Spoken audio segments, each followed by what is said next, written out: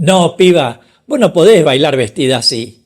Y vos, pibe, ¿no sabés cómo abrazar a una mujer? Si no sabés de dónde vienen estos comentarios, este video es para vos. ¿Quién manda en la milonga? Competencias y jerarquías. Seguime hasta el final. Mi nombre es Gustavo Bensé-Crisabá y hoy te quiero compartir un tema que es como el aire que muchas veces no se siente, pero que sabes que está ahí. Aunque, para ser honestos, con la diferencia de que cuando lo sentís, en vez de producirte una sensación agradable, relajada, de bienestar, a menudo suscita lo contrario. Y te estoy hablando de lo que llamo competencia y jerarquía en la milonga, de los que al bailar establecen una competencia con otros bailarines, ya sea de manera explícita o no, y de los que por llevar muchos años de experiencia se adueñan de la milonga y te dan cátedra de cómo debiera bailarse, vestirse, hablarse, y también no estaré hablando de mí mismo. La verdad es que competir en el baile de tango es como una marca de nacimiento. Todos queremos sobresalir de algún modo. Podrá haber gente tímida, algunos que prefieran el anonimato, pero me animaría a decir que en el fondo del corazón existe el deseo de mostrarse como un dotado para el baile. Desde los tiempos primigenios, poco después de 1850, ya los varones en general competían a ver quién era el que demostraba más creatividad, estilo o lo que fuera. Y estoy convencido de que esa competencia en algún punto favoreció el desarrollo de nuestro baile. Algo de esto te hablé en mi libro sobre la historia de la danza de tango y estoy seguro que esa competencia que empezó en los salones de baile y luego se extendió hacia las milongas fue lo que originó las grandes competencias en los años 40 y 50 y continuó con los campeonatos metropolitano y mundial que se celebra actualmente cada año en la ciudad de Buenos Aires y en casi todos los países del planeta. Por supuesto, como en cualquier actividad social, la competencia y la jerarquía están presentes en la milonga. Puede ser que alguno no lo note, pero en muchos casos se ve y hasta se habla de histeriqueo, como para definir a quienes se hacen desear, ya sea por su calidad de baile, su trayectoria o su nombre reconocido. Pero antes de seguir avanzando, lo primero que debemos entender es que la milonga es un lugar donde la gente va a bailar y a disfrutar, aunque, justo es decirlo, como en cualquier actividad donde se busca la excelencia, la competencia es inevitable. Y en la milonga esa competencia se puede manifestar de diversas maneras. Por ejemplo, existe una competencia, por llamarlo de algún modo, entre el milonguero avesado y el principiante. Digo, mientras los más experimentados quieren ser reconocidos y a veces intentan demostrarle al novato cómo se baila, este quiere demostrar que puede bailar tan bien o mejor que aquellos. Pero, en verdad, esto es algo que no sé si denominarlo competencia. Podría ser una especie de competencia para el milonguero habilidoso, pero para el principiante creo que entraría más en el terreno de la inspiración. Y algunos se inspiran y otros expiran.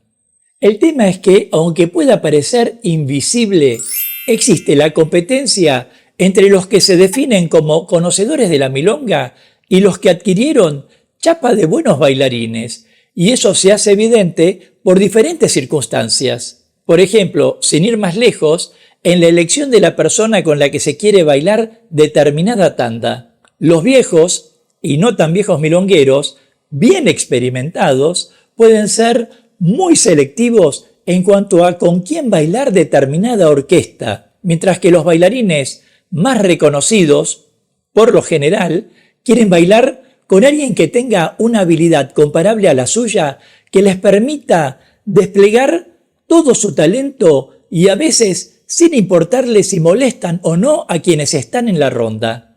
Y eso nos lleva a lo que ocurre propiamente en la pista de baile, porque mientras bailan, los milongueros buscan establecer el romance de 3 minutos, mientras que los bailarines, haciéndose los distraídos, empiezan a expresarse con pasos enormes, movimientos ampulosos y comienzan a establecer una competencia silenciosa por el espacio. Quiero decir, esos bailarines se ensalzan tanto en el furor de la danza que quieren exhibirse, para lo cual intentan proveerse de suficiente espacio para realizar movimientos complejos, al punto que obligan a los demás a tener que medir sus pasos, modificar sus figuras y bailar distinto, digamos, para no chocar con ellos ni hacer chocar a la persona con la que están. Ellos hacen sus pasos largos y ellas sus voleos altos, mientras los milongueros que intentan sentir la música realizan esos pasos cortos y tratan de que la pareja baile conectada con ellos. Vos tenés más problemas que un libro de matemáticas, ¿no? Y a menudo esta actitud de yo mando en la milonga, más allá de las molestias, empiezan a producir una especie de jerarquía. Hay quienes se adueñan de la milonga. Recuerdo que alguna vez mi maestro Rodolfo Dinzel me decía que el tango tenía una estructura piramidal. Había uno que ocupaba el vértice superior, que era el mejor o que era considerado el mejor, mientras que en la base estaba la mayoría que tenía un baile pobre o mediocre y piloteaba la situación.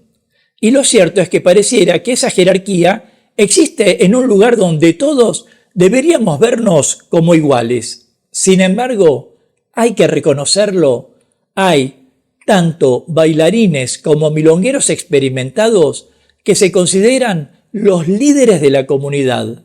Yo puedo entenderlo, son respetados y admirados por su habilidad a tal punto que en muchos casos son los que establecen las normas del lugar, cómo debiera bailarse y cómo cada uno debiera comportarse. Algo de lo que te voy a hablar más adelante. No digo que haya mala intención en esto. Muchos de ellos transmiten la educación dentro del salón y suelen dar consejos que terminan por ser útiles. Pero hay quienes se arrogan el lugar de líderes de la comunidad y son los que imponen que exista determinado tipo de música. Por ejemplo, hace poco consulté a la comunidad de Tango Milonga de este canal sobre este tema. Pregunté si querían escuchar siempre la música de las orquestas clásicas o les gustaría que se intercalaran tandas interpretadas por las nuevas orquestas. Y el 54%, es decir, más de la mitad, prefirió esta última opción, que los DJs mezclaran las orquestas de ayer y las de hoy, lo cual podría derribar el mito de escuchar a rajatabla las orquestas de los 40 y los 50. Y no se habla aquí de música experimental, sino de nuevas orquestas con versiones de los tangos clásicos. Ah, bueno, me quedo más tranquilo. Ahora, otra forma en que podemos ver la jerarquía es en el comportamiento en la milonga, porque en general los viejos milongueros o los milongueros más prominentes son los que establecen las reglas y expectativas en cuanto a cómo debemos comportarnos. Y nos guste o no, obedecemos aquello que imponen. Y no podría decir si por tradición, por respeto, o sus años de milonga, o porque nos influyó lo que dijeron, pero todos los obedecemos. Y si no cumplís con lo que te dicen, hasta pueden sancionarte retirándote la palabra.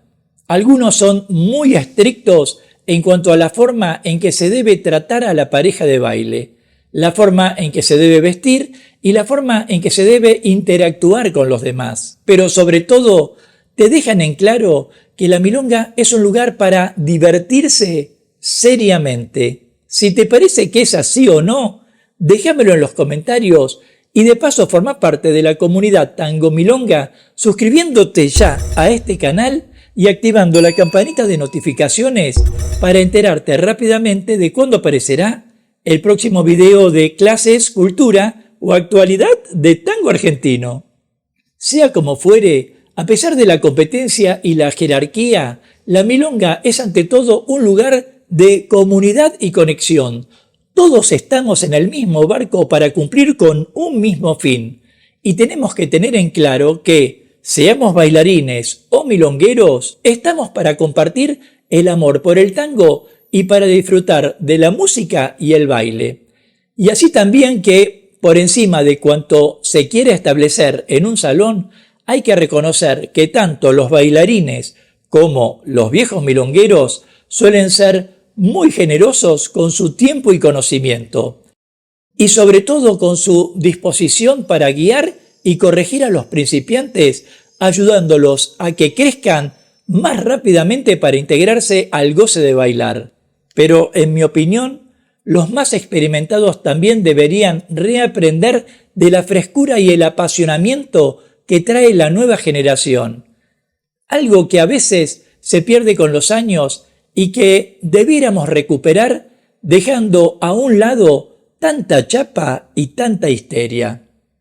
Nos vemos en breve mientras paso a paso pasa la cultura.